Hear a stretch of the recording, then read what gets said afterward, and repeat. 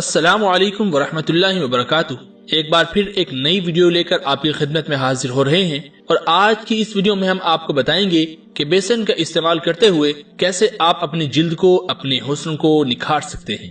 آج کی اس ویڈیو میں ہم بتائیں گے مختلف طریقے جن پر عمل پیرا ہو کر آپ نہایت سستی اور مضر اثرات سے پاک قدرتی مصنوعات کو باقاعدگی سے استعمال کر کے اپنی جلد کی صحت اور حسن و دلکشی میں اضافہ پیدا کر سکتی ہیں۔ اور آج کی اس ویڈیو میں ہم بتائیں گے کہ آپ خشک جلد کی مالک ہیں تو آپ کو کیا کرنا چاہیے، اگر آپ کی چکنی جلد ہے تو آپ کو کیسا پیسٹ لگانا چاہیے، اگر کیل مہاسے اور دانوں سے پریشان ہیں تو کیا کرنا چاہیے، اگر جلد پر داغ دھبے ہیں تو اس کا علاج کیسے کیا جا سکتا ہے، اگر جلد جھلسی ہوئی ہے تو اس کا علاج آپ کیسے کر سکتے ہیں، کیسے آپ ان ٹوٹکوں کو آزما کر اپنی جلد میں خوشگوار تبدیلی اور فرق محسوس کر سکتی ہیں۔ تو چلیے اپنی اس ویڈیو کا باقاعدہ آغاز اللہ کے پاک نام سے کرتے ہیں۔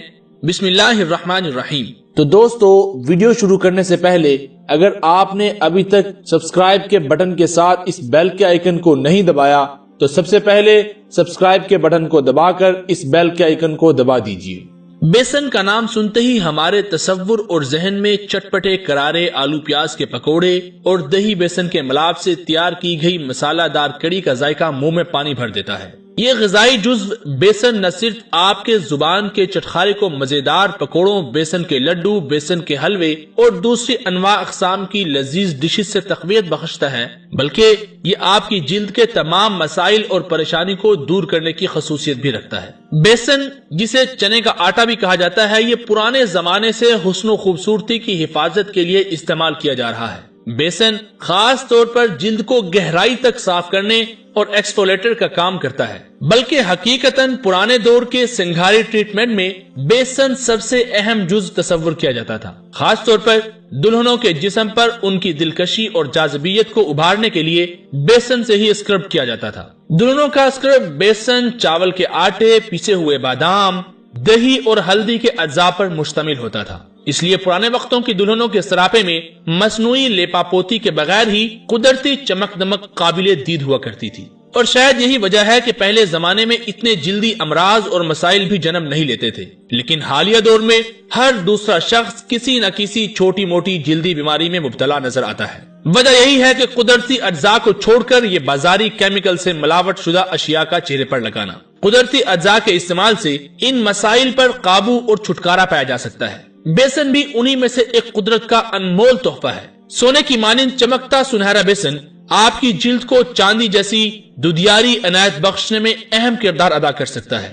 بیسن پمپلز کے علاج کے لیے نہایت موزوں سمجھا جاتا ہے۔ جلد کی گہری رنگت کو ہلکا کرنے اور جلد پر ماحولیاتی آلودگی کے باعث مٹی، گرد، ٹریفک کا دھواں اور جمے ہوئے میل کچیل کو جلد صاف کرنے کی تمام خصوصیات اس میں موجود ہیں۔ بیسن جلد کی تمام اقسام کے لیے نہایت مناسب ترین قدرتی سنگھاری جز ہے، جو اس کا سب سے اہم اور اعلیٰ پہلو ہے۔ لیکن بیسن کو اپنی جلد پر استعمال کرنے سے پہلے آپ کو اس بات کی مکمل یقین دہانی کرنی ہوگی کہ بیسن باسا یا پرانا نہ ہو۔ ہمیشہ تازہ باریک پیسا ہوا بیسن استعمال کریں، ورنہ آپ کی جلد پر خراشیں ڈال کر آپ کو مزید الجھن اور پریشانی میں مبتلا کر سکتا ہے۔ تو پھر بیوٹی سیلون اور پارلر کو بائے بائے کہہ دیں۔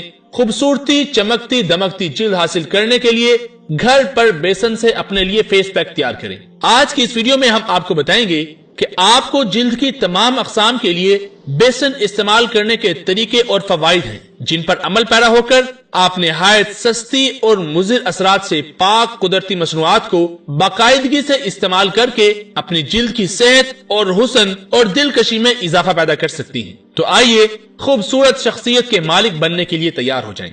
سب سے پہلا ٹوٹکا ہے خشک جلد کے لیے۔ بیسن صرف چکنی جلد کی حفاظت کے لیے ہی مخصوص نہیں ہے، بلکہ یہ حیرت انگیز طور پر خشک جلد کے لیے بھی نہایت بہترین اور کارگر ثابت ہوتا ہے۔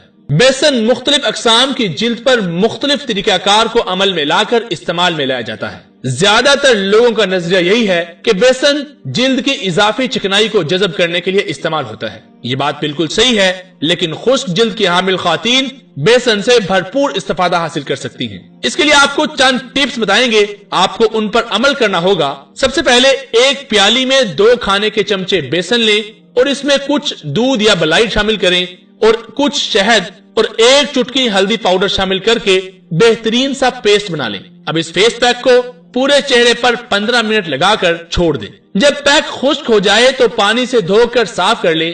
یہ فیس پیک خشک جلد کی حامل خواتین کے لیے نہایت آئیڈیل ثابت ہوتا ہے۔ یہ جلد سے میل کچیل کو صاف کرنے اور جلد کی نمی کو برقرار رکھنے میں بھی کافی مدد فراہم کرتا ہے۔ اور چہرے کو نیم گرم پانی سے دھوئیں۔